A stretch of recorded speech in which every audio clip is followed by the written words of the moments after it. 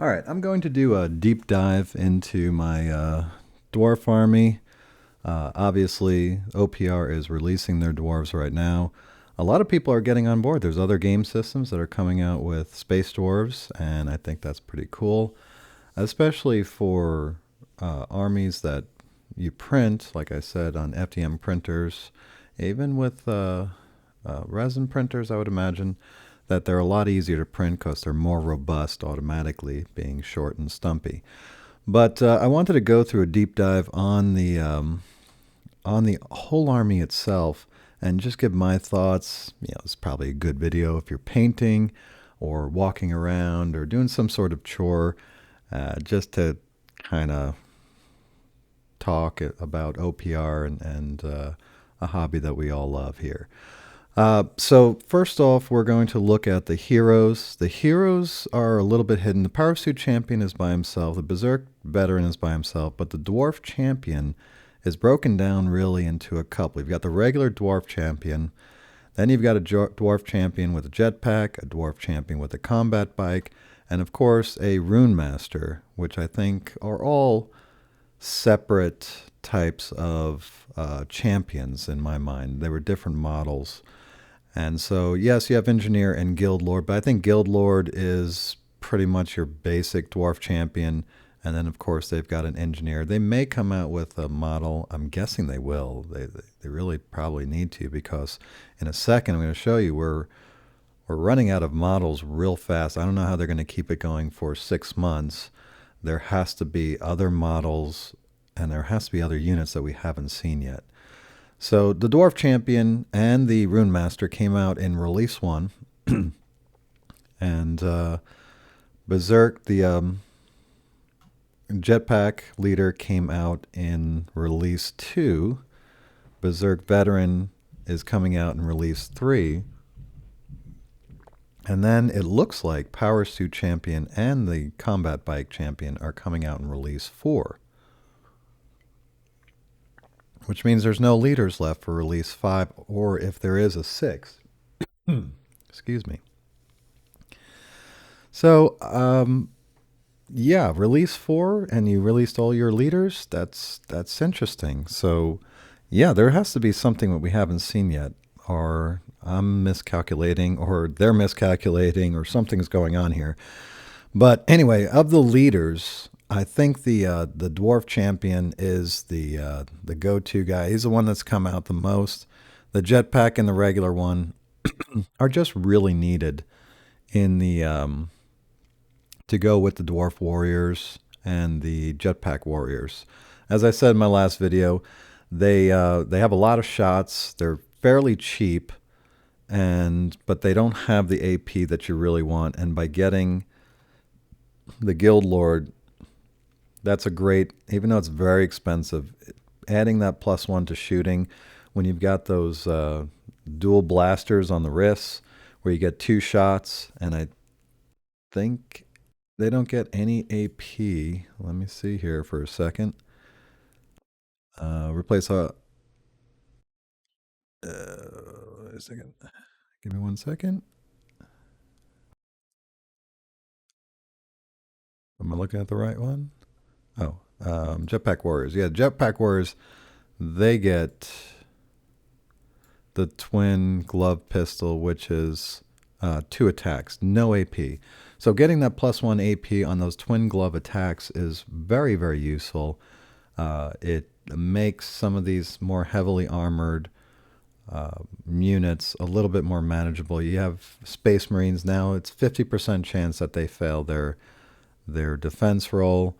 So that makes it a lot better than they have to roll 3s. So yeah, the Guild Lord, if you have a unit of 10 with them, it is totally worth it in my opinion, and just makes the dwarves a lot more killy. So yeah, I like the Dwarf Champion a lot. He's not real expensive, and you just stick him in a unit and just give that Guild Lord ability, and I think that is a really, really good combination. The Berserk Veteran, when I first looked at this army, that was the one I wanted. I really liked the battle haste, taking away that slow. The the Berserk Veteran has regeneration and just does a lot of it. It's that type of unit you put in a transport and you move up, and then they just go berserk on something. And they're not very good defensively, although that regeneration does make them a lot more, gives them a lot more staying power. But really, they're an alpha strike type of unit. And so the Berserk Veteran giving them that battle haste makes them a lot more useful, so they get that full movement. Instead of moving 8 inches, now they can move 12 inches, and that gives them a lot more range to go around and start beating everybody up. The Power Suit Champion I haven't looked at a whole lot. And when I start going through the units, I really put them in a separate category than the other infantry units. They're good all-around units. They're very tough. They have ambush, but they're slow. So if you put them in ambush, you're only going to be able to shoot on that first turn unless somebody comes within range. But usually my tactic is to have that ambush unit pop out when I have the first turn, and then they go and they take their shot right away. But the Power Suits Champion has a shock hammer, Champion arm pistol. They get more attacks. But generally speaking, having that Guild Lord is pretty good for the Power Suit Elite that you have. But their weapons are good. Rapid Storm Rifle gets 6 attacks. It scales up really from the Power Suits. So these leaders, the main thing is that battle lore. Yeah, you can use a Rune Master in your champions. So if you don't want to go with Guild Lord, you want to go with your caster. They're not really powerful casters with caster 2. So yeah, dwarves are not known for their magic. So I stay away from the Rune Master. I don't really see it being that important, at least not yet. I look at the dwarves as a very balanced but slow army. That's their weakness. Berserk Veterans can kind of take that away, as do the jump jets. So let's get into the basic units, and I basically broke them down into a couple categories. You've got your basic troops, the Dwarf Warriors, the Guardians, Miners, I guess you could throw them in there, Berserkers. The Dwarf Warriors are standard, kind of shooty, basic troops. They have some cool weapons that you can use, but it's mostly for shooting because they're slow. There's no real way to speed them up. You don't have a Berserker leader. I guess you could put a Berserk Veteran. Yeah, because you could put a Berserk Veteran to make them faster, but I don't know why you would when a lot of their best weapon. I mean, you could put Shock Gauntlet on one guy, and let's see, pistol, plasma sword. Yeah, so you got one real good close combat weapon. So they're not geared to go hand to hand with anybody, but they can have a lot of, let's see, so you can put shotguns on them, which give them a little bit extra punch, but you lose range. Same thing with Iron Blaster. So the Iron Blasters are pretty good, but I usually stay away from them because I just want them to be cheap, good units that are going to give a decent punch. The Rail M rifle is my favorite. It's deadly, magma, so that you can get rid of generation on whatever you're shooting at. And medical training spectrum scanner, because if you go to 10 in a unit, you can pick one that takes medical training, one that has a spectrum scanner, so that you can ignore cover and you get regeneration. So these guys are going to stay around. As opposed to, well, not opposed, but very similar to the Guardians. I'm not a fan of the Guardians. They are cheaper, and they have that shield wall, so that gives them more defense.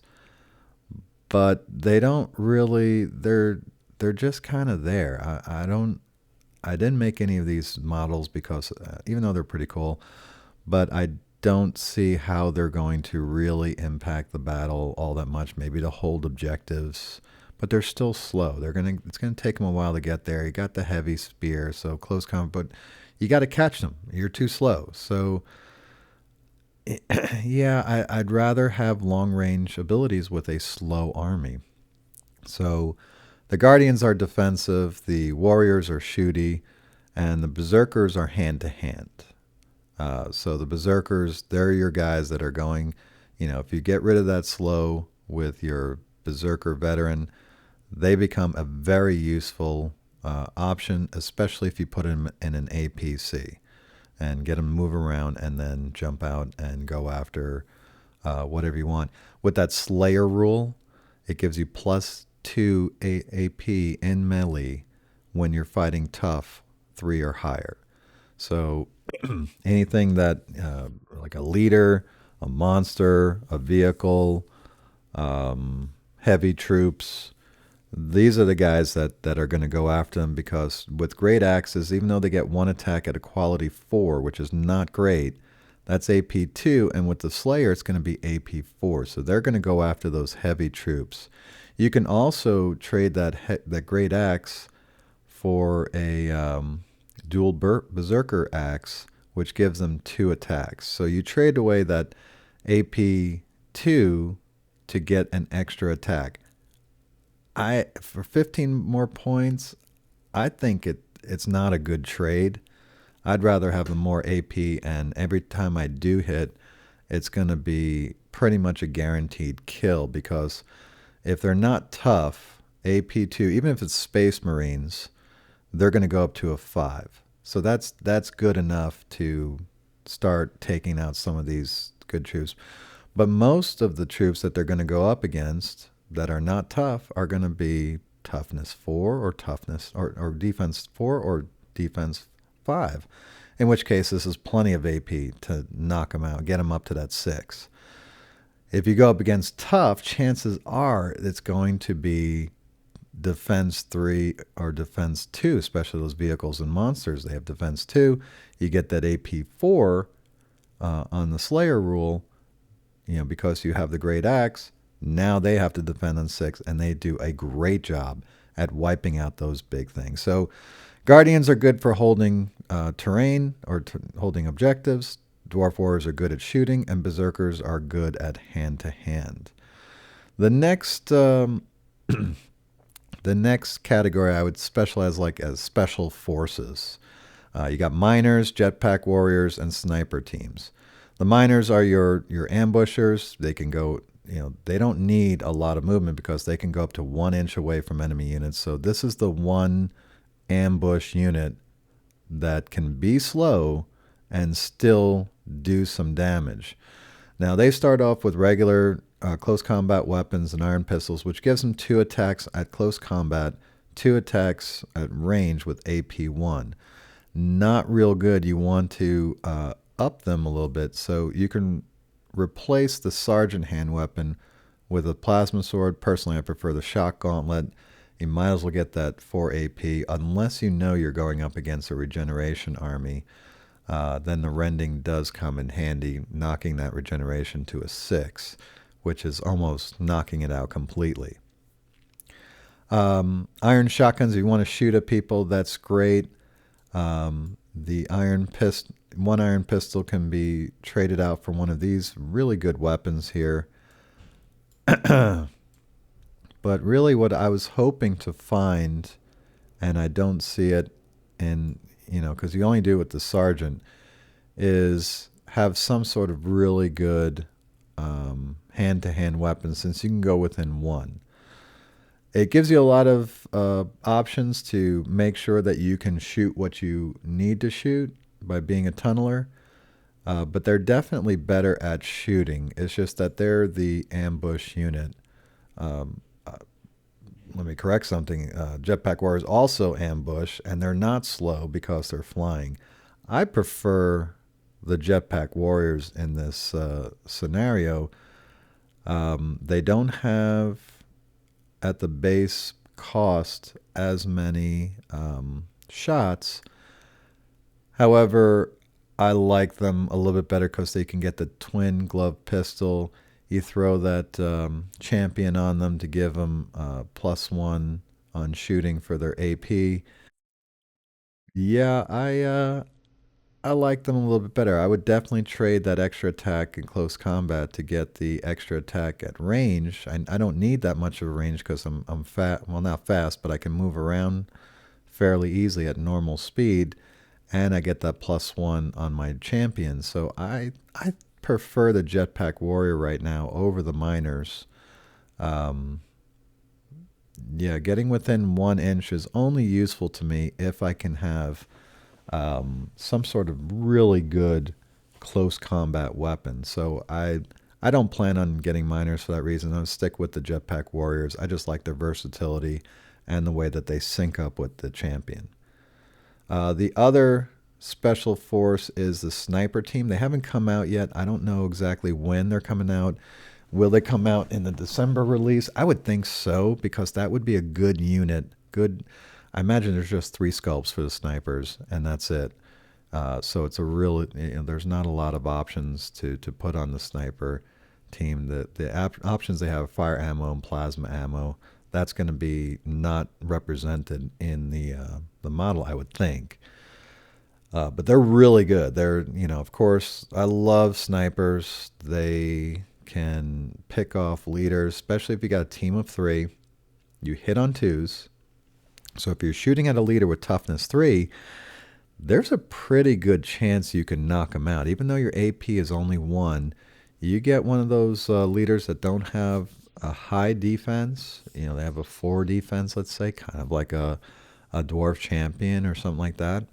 Then you're going to be able to take out a lot of guys. So I like the sniper team. I can't wait till they come out. I'm definitely going to get one of those. All right. So the next group are the elites, and maybe snipers should be in elites, but hammer elites and the iron veterans are your elite warriors. The iron veterans are your shooting elites, and your hammer elites are your hand-to-hand.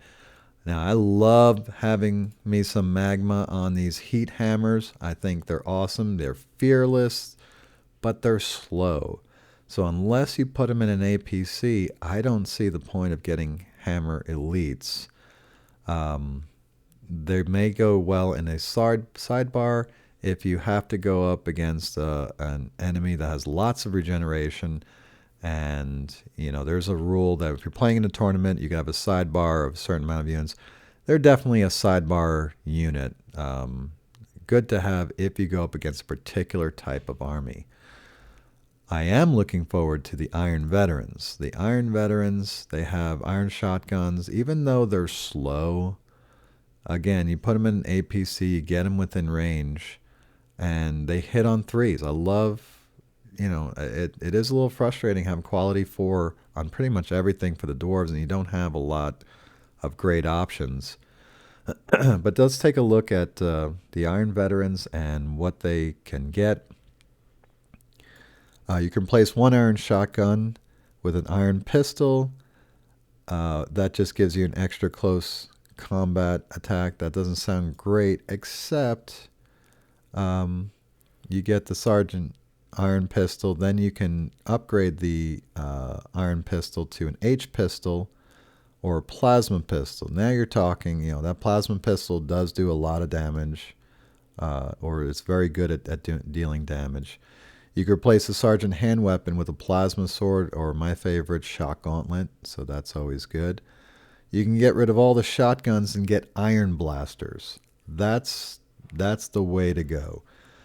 You lose 1 AP. You got to pay 65 points, but you triple your range from 6 inches to 18 inches. Now these Iron Veterans become viable, in my opinion. 18 inches bare minimum that you need to be effective with slow troops. And so even though it is a little risk, they will be able to take a position by blasting away with their iron blasters. So I highly recommend iron blasters for sure on the Iron Veterans. And then, of course, you've got your specialty weapons. Heavy flamer. What's reliable is not as good on a unit that has 3 quality already. Sea Beamer is an interesting weapon. If you get lucky, you can really boost up your hits. And you get just as many shots as the Iron Blaster, so that's a good option. You just add the beam and another 6 inches on that one weapon. Heavy fusion rifle, that's a deadly 3. Plasma cannon is a long range, 30 inches, one shot, blast 3. Again, that might be a good sidebar. But what I really like about the Iron Veterans, they can have medical training and spectrum scanner. So these are your elite type of dwarf warriors. They're basically the really good warriors, and so I look forward to Iron Veterans. I think I'm going to put them when they in my army when they come out. They look really good. Can't wait to see how they work on the board. All right, so now we go to our heavy infantry units, and that's the Thunder Support and the Power Suit Guard. Now, I've already made heavy machine gun and mortars for my Thunder Support just because they came out in release number 1, and I needed something to go along with my warriors. Looking back on it, if I had the points, I'd probably put autocannons on them, get that 36-inch range, same amount of attacks as the machine gun, but you get an extra AP. So extra 6 inches range and an extra AP. That's one that I'd wish I had a little bit back, but that's a lot of points to add that autocannon. But they are quality 4, defense 4. They're tough 3. They're slow. They're just there to mow down the troops or the opposing forces at long range. Having that mortars, that's a good option to make sure that nobody overwhelms you with a bunch of stuff by having blast 3. But I have to say, unless they are hiding behind something, it gives you good versatility that you could shoot at anything, but don't expect them to do a lot of damage. You're gonna do 3 to 6 damage each round, maybe. And then with no AP, I just don't see a lot of units being deleted by the mortars. It's just nice to be able to, when you're slow, having that indirect fire, you're gonna have opportunities. So it's nice that L4 rounds they're gonna get shots in, no matter what. The problem is that indirect, if you move them now, they hit on 5s. So yeah, I'm not too impressed by the mortars. The machine guns have done very well for me. 30-inch range, 3 attacks. That's 9 attacks total. AP1. That's good for taking out some light troops. And then you throw the spectrum scanner on them so that you can't even get bonus from cover. So it's always going to be AP1 no matter what if you throw that spectrum scanner. So I kind of like the heavy machine guns. I think that's a good compromise unit if you have the points. But looking at the Power Guard, I just like them better, even though they're going to be more points. They don't start off more points. They're 10 points cheaper than Thunder Support, but they have shock hammers, which means they're better at close combat. Iron pistols aren't as good, but you can upgrade that very easily. So the options that you have here, you can replace all the iron pistols with combat shield, which gives you shield wall, and I guess it shoots out of the shield. I'd love to see this modification here. 18-inch one-shot blast. So it's just like a short-range, non-indirect mortar, but you hit on 3s. So that is much better. And you get +1 to defense roll, which basically, as long as it's not spell, which gives you a defense of 2, which is amazing. I love that. You can replace any iron pistols. You get H pistol, which gives the same amount of attack but rending instead of the AP1. Plasma pistol gives you AP4 instead of rending or AP1, and you get 3 inches more range. But the storm rifle is, I think, where it's at. You get 24-inch range, 3 attack, AP1. So you get that extra attack and then 15 inches of extra range on your power suits, which when you're slow, you need that range. So I like that a lot. And then if you get your storm rifles, then you could replace one of them with a heavy fusion rifle, which is deadly, which is really good because you want deadly with quality 3. You only get one shot, but if you hit with that shot, you're killing something. You're gonna do AP4. They're gonna be rolling on 6s, and then deadly 3. Even big models, you're gonna start deleting them pretty quick. Not very good against hordes or anything like that, but pretty good. Or you can go with the heavy machine gun, but if you do that, you might as well go with the thunder support, I think, because if you have more shots, that lends more towards the lower quality of 4. And of course, the plasma cannon, again, that's kind of like a non-indirect mortar. However, you're hitting on 3s, and it's AP4. So that plasma is a nice option too. I might go for something like that, especially getting that extra range.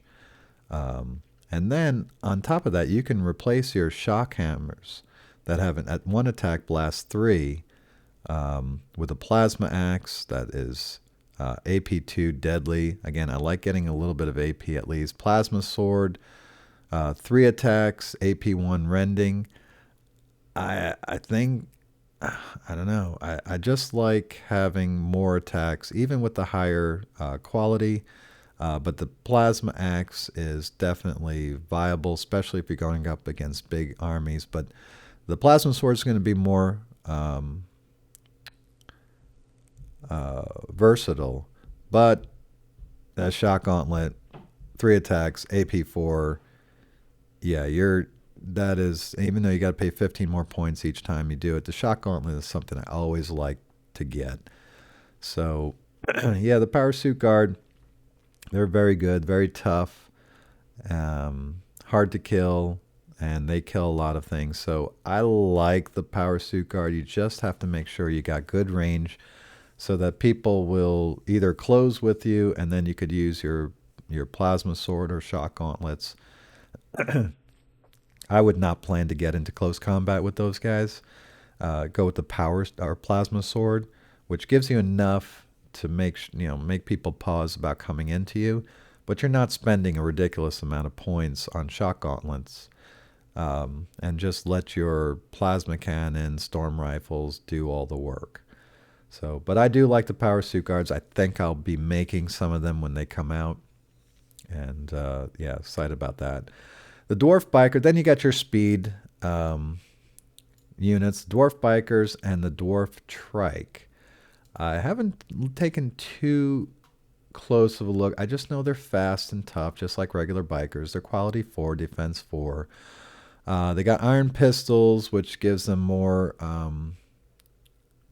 close combat attacks. They get 2, and then they shoot with 2 shots, AP1, which is okay. You're fast, so you can afford to go with the iron shotguns, which are 6 inches, 2 attacks, AP2. Or if you feel like you do need that little extra range, the shotgun, 12 inches, 2 attacks, and you lose 1 AP to get that 6-inch range, and you got to pay 5 points for it. Another thing I really like is that you can make them scouts, and that really gets you, that iron shotgun does not hurt you as much with the scout. You get to move them up 12 inches, basically put them near the middle of the board, wherever you need them to be, and let them go to work on turn 1 and find a weakness there. Scout is not necessarily the best because, or in my opinion, really good, because you get to move 12 inches into the neutral zone. What I like about them is that you can wait until your opponent sets up his whole army, you see what they're doing, and then your scouts can go onto the board and go to that weak spot after you see where he places his stuff. The trike is tougher. They got tough 6 instead of tough 3, but there's only one of them. And they've got heavy flamer, which negates that quality 4. So I like flamers on this because you're going fast. You don't have to worry about range. So being reliable is more important than range in this case. So I like the flamers on the trike. Sea Beamer, yeah, that's good. You got the deadly weapon of the heavy fusion, but with one attack and quality 4, half the time you're missing. So I don't know if that's the best option. Heavy machine gun, you get lots of shots, so that's good. But with reliable, getting it to 2, I think that's a better option. Minigun, you get a lot of shots, good range. Missile launcher, autocannon. Autocannon's a very good option, but it's much more expensive. You might as well stick with the heavy flamer because you're fast, you can get in range, and you can, blast those big units pretty reliably. Again, you can get Scout Spectrum Scanner. You got auto guns that you're going to be using, iron pistols on there. But I would keep the heavy flamer on there. You're trying to go after the horde units with this one guy and support. Um, Not sure if Spectrum Scanner is going to be that important. It might be a good idea. It keeps their defense from going too strong. And again, I like Scout because then you can wait to see where he puts his stuff, and then you can set yours in the right spot. All right, so now let's move to vehicles, and they've got a bunch of them. Well, let me skip to artillery gun. I'm not a big fan of the artillery gun. I think it's too expensive for what you get. Yes, it's deadly 6, lock on, but it's only 18-inch range. It doesn't move. Okay, so, I mean, if you move, enemies get -2 to hit when shooting at this model of deployment as long as it hasn't moved in the beginning of the last activation. So it's very good defensively, very tough to kill. If you can put it in a spot where you are watching a couple of objectives, yeah, maybe it's useful. The game plays very differently than it does in my head. So I could be very wrong about this, but it looks like it's designed to take out enemy aircraft, big aircraft for the twin fusion AA, and twin heavy AA is going after the light aircraft. But is basically a defensive outpost. Again, maybe in certain scenarios, in certain conditions, if you have it in a sidebar, it's a really good idea. But right now as I'm building up my army, I haven't really felt too strongly about getting the artillery gun. All right, now to the vehicles. The most important vehicle, a must-have in every dwarf army, is at least one APC with its 11 transport. You want to move your warrior squads, your elite hammerer squads, whatever you got, your berserkers. You need a transport, and the APC is the best cheap option, and they're no slouch. They come with a twin heavy rifle and heavy machine gun. I prefer to just go with the minigun. You have to pay an extra 5 points. You get an extra attack, but you lose 6 range. But your twin heavy rifle are also 24-inch range, and they're also AP1. So basically, you're just getting 6 straight shots of AP1, and you won't have to worry about the range. You just always be within 24 inches. Since you're fast, you should be able to get within range of anything that you want. So I like the fact that they're fast. It's a transport. It can weaken a unit enough to keep it safe, even though it's only tough 6. It can be, you go up against the wrong enemy, it's going to get wiped out, and then your guys inside are not going to be too happy about that. But it does have defense 2, which is very strong. Toughness 6, which is the lowest I've seen for a vehicle. So you do have to be a little bit careful, and you do have to pick your targets right, but you need to move those dwarves. You have a slow army. You need APCs. And yes, I used the plural term. I only have one at this moment, but I'm using 1,000, 1,500. I'm about to go to 2,000 to see what it's like. But you definitely have to have one APC in every army.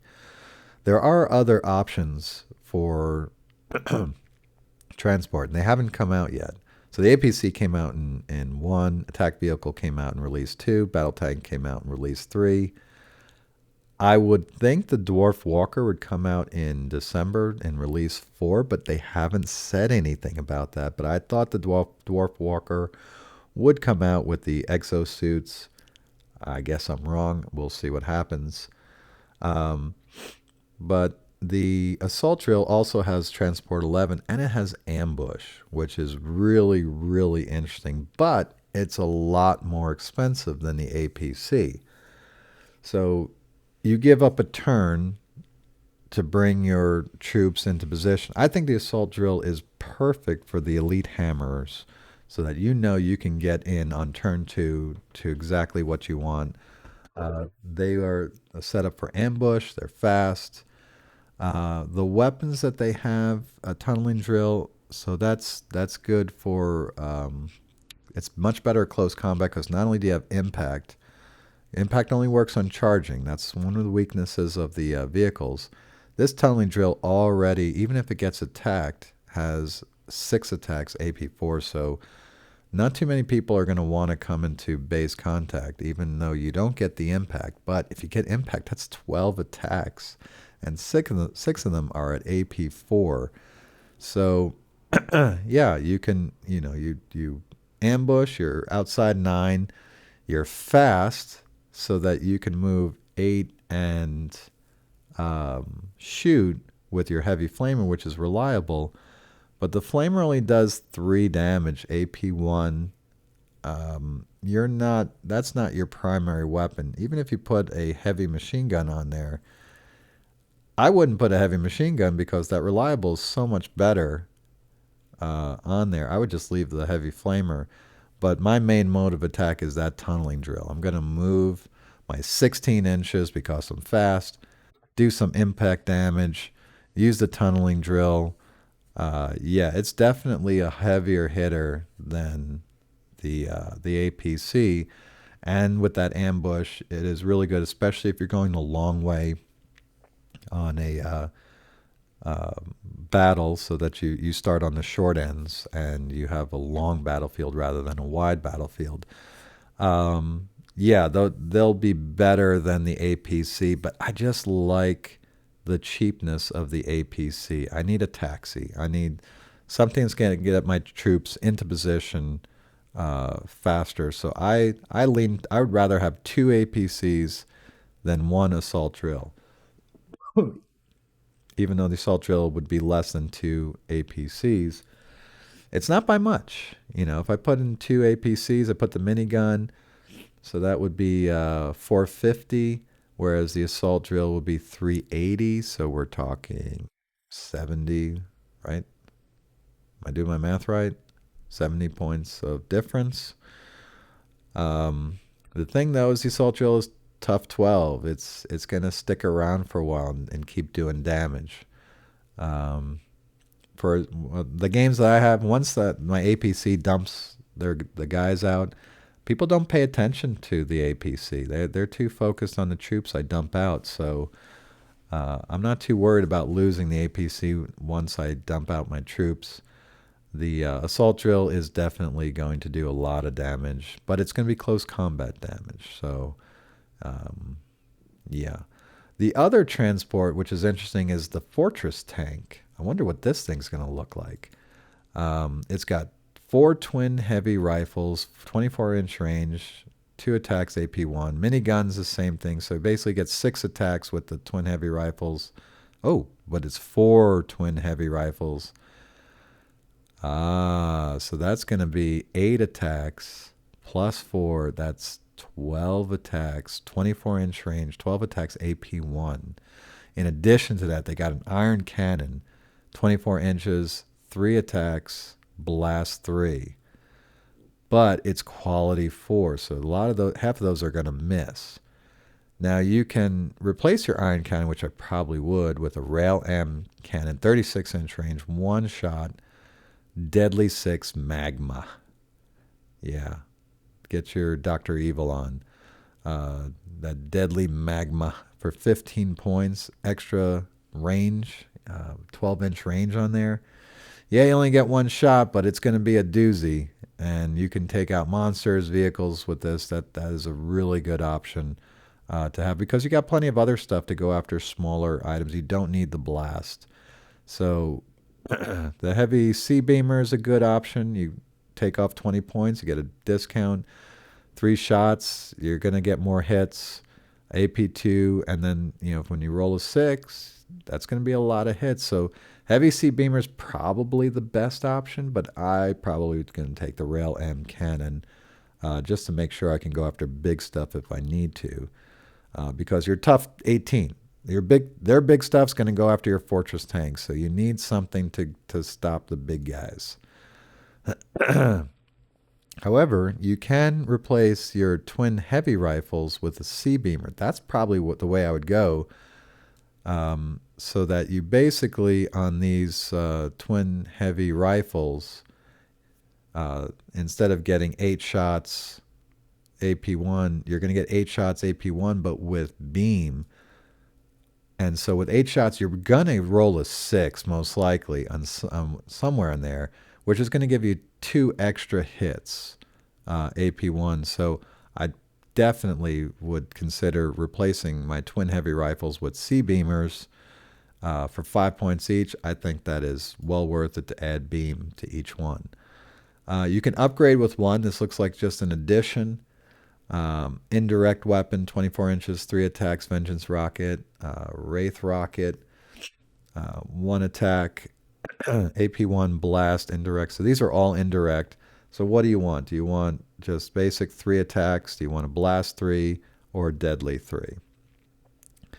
The deadly is going to get 2 AP. The blast is going to get 1 AP. And the regular vengeance rocket is going to get no AP. I like having AP. I honestly love AP2. Throw in some deadly, indirect. I don't know. I like having blast on indirect because usually it's the little guys that are hiding.